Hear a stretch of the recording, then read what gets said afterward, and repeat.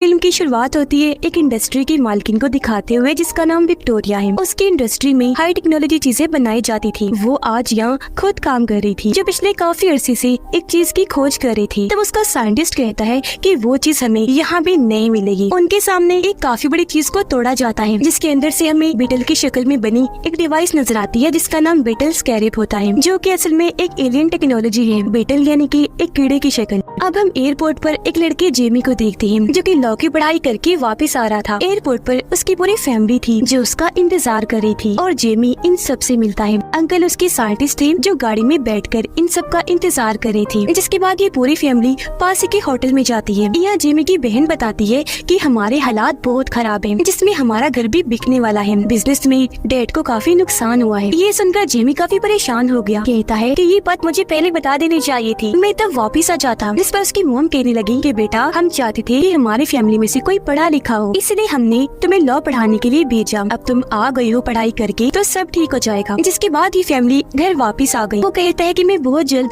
अच्छा सा काम करके इतने पैसे कमाऊंगा कि अपनी फैमिली को अमीर इलाके में ले जाऊंगा। फिर अगले ही दिन हम जेमी को काफी आलीशान घर के सामने देखते हैं जहाँ उसकी बहन कहती है आ जाओ जेमी सफाई करो आकर। दरअसल वो दोनों यहाँ पर जॉब कर रही थी और फिलहाल उनके पास करने का यही काम था। इतनी ही देर में यहाँ विक्टोरिया आ गई अपने गार्ड के साथ, क्योंकि ये उसी का घर था। अब जब विक्टोरिया आगे बढ़ी तो हम उसकी भतीजी को देखते हैं जिसका नाम जेना था। वो उस पर बहुत ज्यादा गुस्सा करती है। जेना उसे एक वीडियो दिखाती है जिसमें विक्टोरिया ने एक हाईटेक डिवाइस बनाई थी। उस डिवाइस को जब किसी इंसान में लगाया जाता है तो वो इंसान बहुत ताकतवर सोल्जर बन जाता है। इतना ताकतवर कि वो सोल्जर अकेला ही पूरी आर्मी पर भारी पड़ सकता है और एक हथियार की तरह काम कर सकता है। जेना बताती है कि इस प्रोजेक्ट की वजह से मैं भड़की हुई हूँ क्योंकि इस पर तुम्हारा काम काफी आगे बढ़ चुका है। हालांकि हमने सालों पहले ये प्रोजेक्ट बंद कर दिया था और इसे रोकने का फैसला मेरे डैड का था, क्योंकि इस डिवाइस की मदद से इंसान हथियार जैसा बन जाएगा, दुनिया को तबाह कर देगा। मेरे डैड तबाहकुन इंसान बनाना नहीं चाहते थे, तो फिर आप दोबारा क्यों इस टेक्नोलॉजी को इस्तेमाल में ला रही है। इस पर विक्टोरिया भी गुस्सा हो जाती है। कहती है कि तुम्हारे डैड की बात, मैंने इस कंपनी को चलाया, तुम्हारा इस कंपनी में बस हिस्सा ही है। इसे कैसे चलाना है ये मेरा काम है, मैं ही बेहतर जानती हूँ। मैं नहीं चाहती कि तुम या तुम्हारी माँ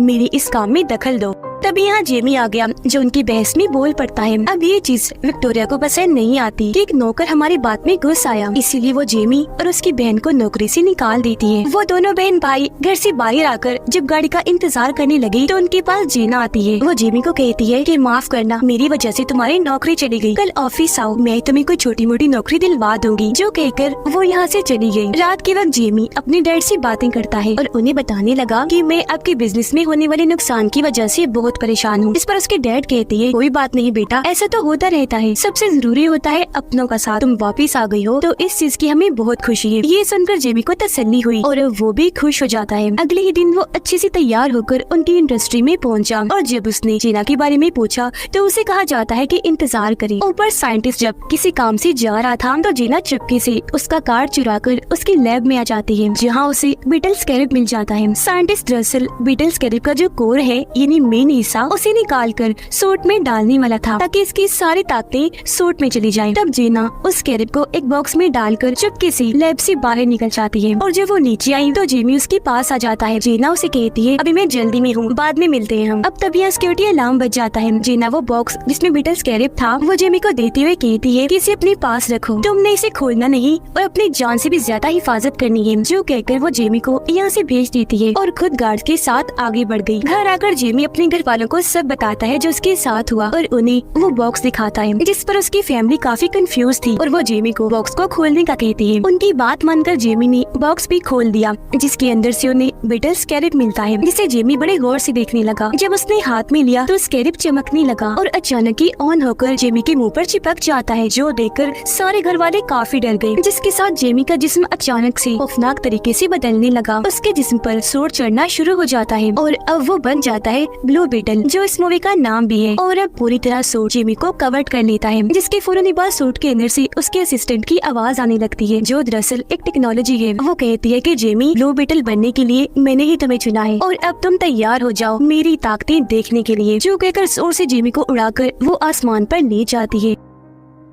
फिर एकदम से वापस जमीन पर ले आई जहाँ जेमी यानी ब्लू बीटल के सामने एक बस आ रही थी। यह असिस्टेंट ने इस सूट की ताकतों को और बढ़ा दिया। वो अपनी फुल ताकत से एक्टिवेट हुआ, जिससे टकराने की वजह से बस के 2 टुकड़े हो जाते हैं। यह असिस्टेंट जेमी को समझाती है कि ब्लू बीटल सूट को कैसे इस्तेमाल करना है। जो सब बताने के बाद वो उसे घर ले आई। तब तक जेमी के जिस्म से वो सूट गायब हो चुका था। उसके जिस्म पर अब कोई कपड़े नहीं थे और क्योंकि इस सब में वो काफी थक गया था, इसीलिए वहीं बेहोश हो जाता है। काफी घंटों के बाद जब उसे होश आई तो वो बिल्कुल ठीक था। उसे अपने पीछे जब अजीब सा महसूस हुआ तो उसने अपनी कमर चेक की, जहाँ बीटल स्कैरिब उसकी पीठ के साथ चिपक गया था। ये देखकर वो काफी घबरा गया। ये तय है कि मैं इस बारे में जेना से बात करूंगा, जो बोलकर वो घर से निकल गया। थोड़ी देर बाद वो जेना को इंडस्ट्री से बाहर भागता हुआ देखता है, जहाँ उसके पीछे कुछ लोग पड़े हुए थे। जेमी जल्दी से उसे गाड़ी में बिठा लेता है, लेकिन जो लोग पीछे पड़े हुए थे वो उनकी गाड़ी पर गोलियां चलाने लगे। उनसे बचने के लिए जेमी गाड़ी तेज भगाने लगता है और अब ये अपने घर की तरफ जाने लगा। घर आकर दोनों सबसे मिलते हैं।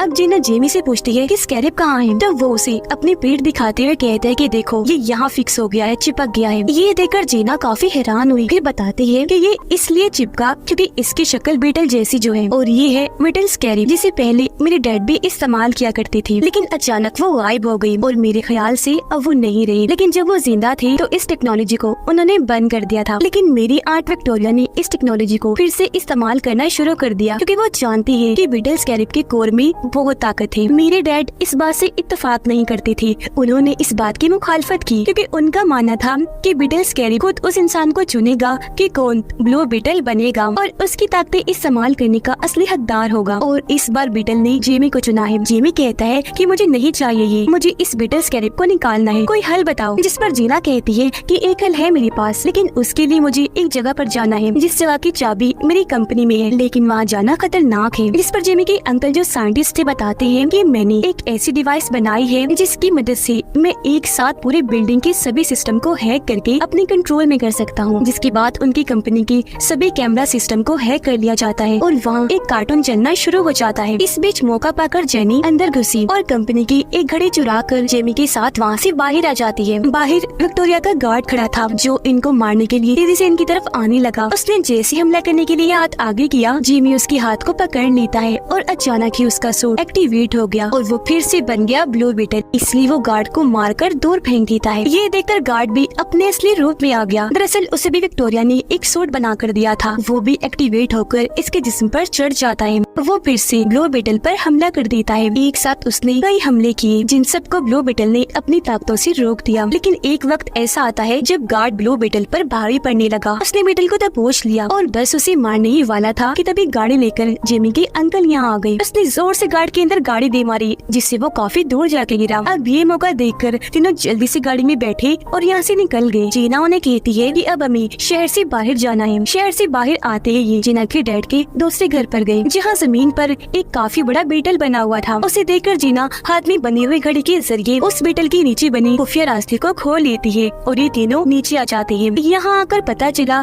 कि सबसे पहले ब्लू बीटल जीना के डैड थे। उन्होंने ही सबसे पहले बीटल स्कैरिब की ताकतों और टेक्नोलॉजी को इस्तेमाल किया। अब यहाँ की हर एक चीज को देखकर जेमी के अंकल काफी मुतासिर हुए और वो बीटल स्कैरिब की टेक्नोलॉजी को समझने लगते हैं, जिसके मुताबिक अगर स्कैरिब ने खुद को किसी के साथ जोड़ लिया तो उसे अलग नहीं किया जा सकता। तो जाहिर है ये बीटल स्कैरिब अब जेमी से अलग भी नहीं किया जा सकता। वो उस इंसान की हर एक सेल से जुड़ जाती है और अगर ऐसा हुआ तो इसमें जेमी की मौत हो सकती है। अब ये सुनकर जेमी को काफी गुस्सा आ जाता है। वो वहाँ से निकलकर छत पर आकर बैठ गया। थोड़ी देर की बात उसके अंकल भी उसके पास आकर बैठ गए और जेमी को समझाने लगते हैं कि जेना की मदद से तुम्हें जो पावर मिली है वो काफी अच्छी है। जिन पावर्स के लिए लोग तो तरसते हैं तो तुम्हें वो ऐसे मिल गई। तभी छत पर जीना भी आ गई। देखती है कि एक हाईटेक प्लेन शहर से उड़ा और अब जेमी के घर की तरफ आ रहा है। उसे शक हुआ। उसने इस बारे में जेमी और उसके अंकल को बताया। ये लोग देखते हैं कि प्लेन में भी बहुत सारे लोग हैं और इनके घर के बाहर भी बहुत सारे सोल्जर्स खड़े हैं। ये देखकर जेमी समझ गया कि हम पर कोई मुसीबत आने वाली है। उसे अपनी फैमिली की फिक्र थी तो उनकी मदद करने के लिए वो चिल्लाने लगा ताकि उसका सूट ऑन हो जाए, लेकिन ऐसा नहीं होता। इससे जेमी समझ गया कि ये सूट मुझे मुसीबत में देकर ही एक्टिवेट होता है, इसीलिए वो वहाँ से कूद पड़ता है। अब वो नीचे गिरकर मर ना जाए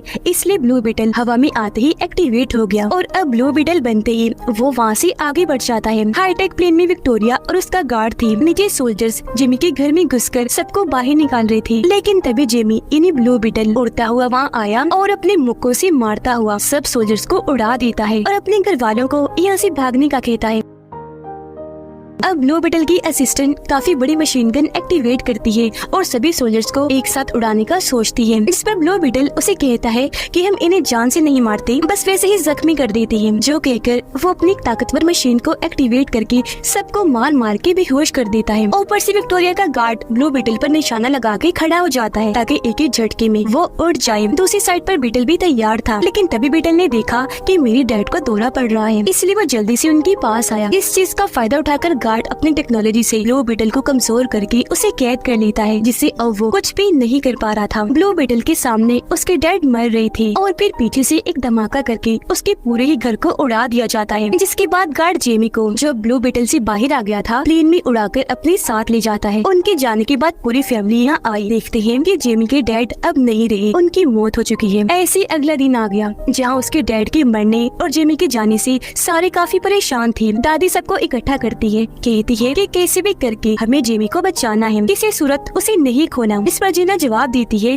कि इस मिशन में मैं भी आपका पूरा साथ दूंगी। जो कहने के बाद जीना उन्हें अपने डैड की एक और जगह पर लेकर गई, जहाँ उसके डैड ने एक बीटल प्लेन भी बनाया हुआ था, जिसके अंदर बैठकर ये लोग यहाँ से निकल जाते हैं। प्लेन में जीना उन सबको अपने डैड के बनाए हाईटेक हथियार देती है, जिसमें जेमी की दादी एक मशीन गन लेती है। फिर ये लोग विक्टोरिया के आइलैंड पर बने उसके किले को देखते हैं और दादी प्लान बनाती है कि हम उन दुश्मनों का पहले ध्यान भटकाएंगे और अगर उन्हें मारना हुआ तो मारेंगे, फिर अंदर जाकर जेमी को बचा लेंगे। उधर विक्टोरिया ने जेमी को उल्टा लटकाया हुआ था, क्योंकि वो उसकी बीटल टेक्नोलॉजी को निकाल कर अपने गार्ड में डालने वाली थी। यहाँ जेमी साइंटिस्ट से मदद मांगता है, इस पर वो जवाब देता है कि सॉरी, मैं तुम्हारी कोई मदद नहीं कर सकता। साइंटिस्ट बताता है कि इस चीज में जेमी मारा जा सकता है, इस पर वो जवाब देती है कि मुझे इससे कोई फर्क भी नहीं पड़ता।